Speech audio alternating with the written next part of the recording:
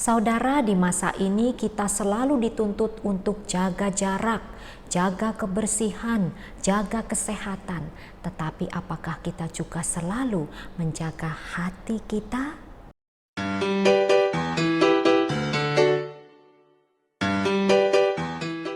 Salam sukacita bagi kita semua. Bagaimana kabar saudara hari ini? Semoga selalu baik dan tetap bersemangat.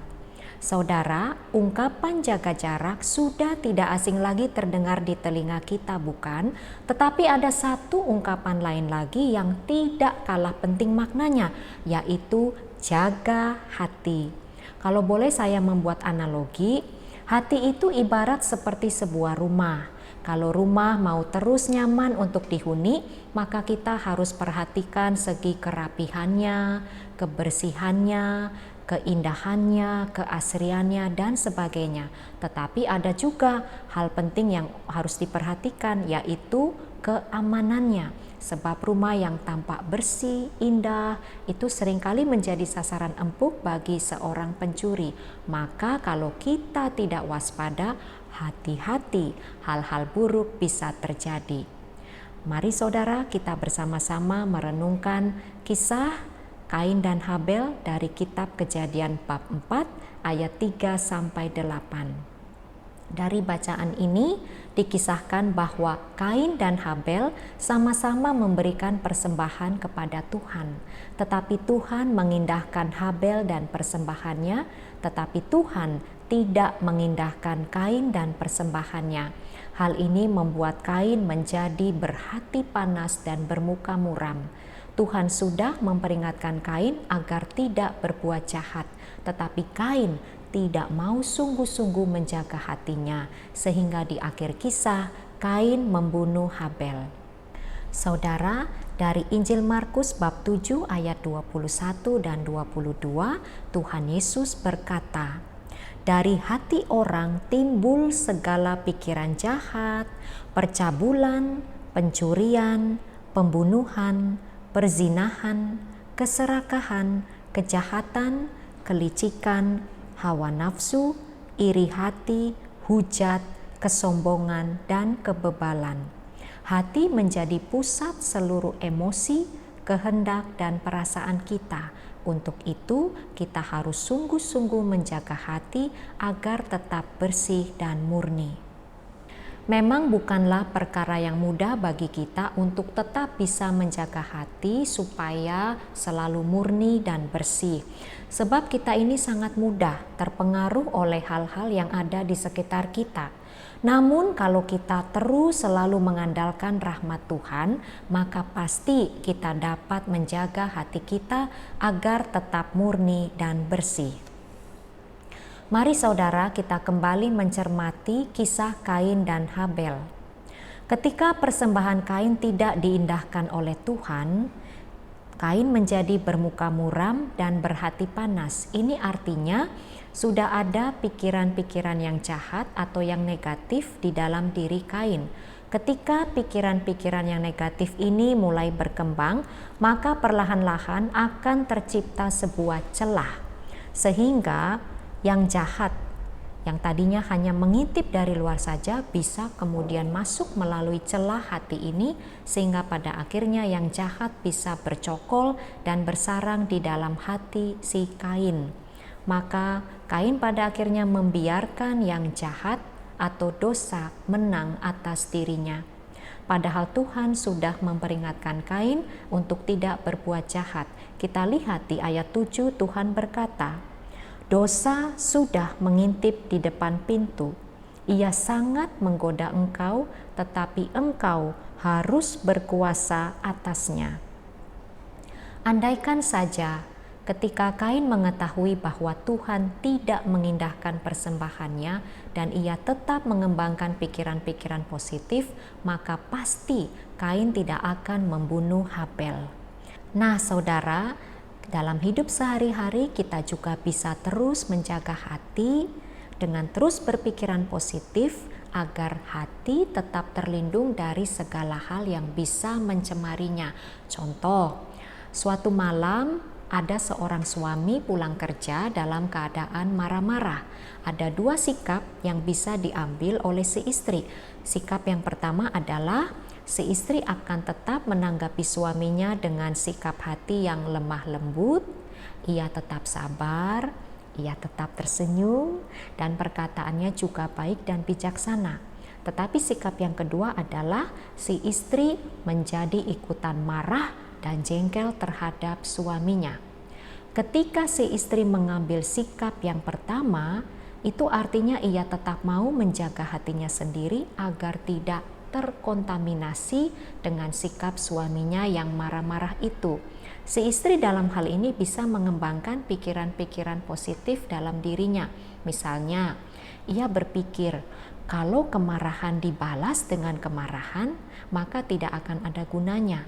Tetapi ia akan tetap membalas kemarahan dengan kelemah lembutan. Atau ia juga bisa berpikir, kesalahan apa yang sudah kubuat ya sehingga suamiku marah-marah. Akan tetapi kalau si istri memilih sikap yang kedua, maka pikiran-pikiran negatif mulai berkembang dalam dirinya. Ia bisa mulai berpikir, pulang bukannya bawa martabak enak, malah marah-marah. Atau ia juga bisa berpikir, emangnya cuma kamu aja yang bisa marah-marah?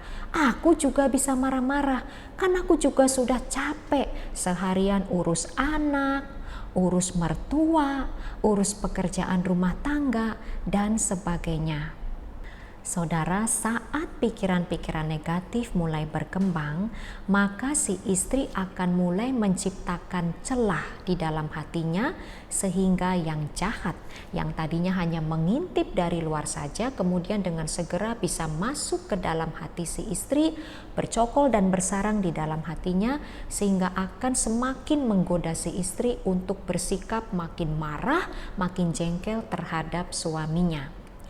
Lalu mungkin ada yang bertanya, kalau demikian bagaimana kita bisa terus berpikiran positif sekalipun menghadapi suatu hal atau kondisi atau situasi yang mengaduk emosi, perasaan, dan kehendak kita, yang sungguh menggoda kita untuk cepat memberikan reaksi yang negatif?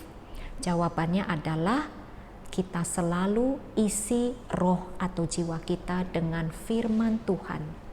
Hanya firman Tuhan yang bisa menjaga dan melindungi hati kita dari kecemaran-kecemaran hati.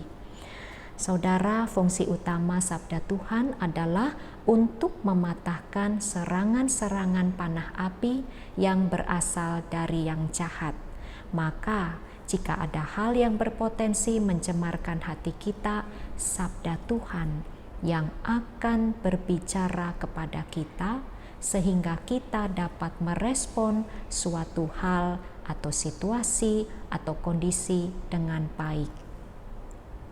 Namun, sabda Tuhan yang berbicara kepada kita juga membutuhkan kerjasama yang baik dari diri kita. Artinya harus ada kemauan atau usaha yang kuat yang timbul dari diri kita untuk juga mau melawan dan menolak segala yang jahat, sehingga kita juga mau berusaha menjaga hati agar tetap bersih dan murni.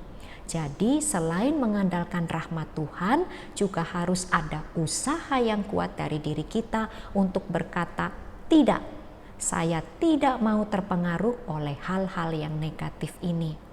Dan supaya lebih maksimal dan optimal, ada satu hal lagi yang harus kita lakukan, yaitu berdoa. Kita harus selalu memohon rahmat, pertolongan, dan perlindungan Tuhan supaya kita dimampukan untuk dapat menang atas yang jahat, untuk dapat melindungi hati kita dari hal-hal yang bisa mencemarinya. Saudara, di saat kita lengah, kita tidak waspada sehingga yang jahat bisa langsung masuk ke dalam hati, bercokol dan bersarang di dalam hati kita, tidak mudah bagi kita untuk segera melepaskan diri dari yang jahat. Sebab kita ingat perkataan Tuhan di Kisah Kain dan Habel ayat yang ke-7, bahwa dosa sangat menggoda engkau, Tetapi kita ingat pula, Tuhan sudah berkata kita harus berkuasa atasnya. Kita harus menang atas dosa. Kita harus menang atas yang jahat. Mari saudara, kita belajar meneladan sikap Tuhan Yesus juga, yang selalu menjaga hatinya dari segala hal-hal yang jahat, sekalipun ia ditolak, ia dihina, dan ia didera. Saudaraku, ketika kita tetap mau menjaga hati kita dari segala hal-hal yang jahat, maka kita akan tetap bisa merasakan sukacita dan damai yang penuh di dalam kasih Tuhan. Mari saudara, kita jaga hati dengan penuh kewaspadaan, sebab dari situlah terpancar kehidupan. Semoga Tuhan Yesus memberkati kita semua. Amin.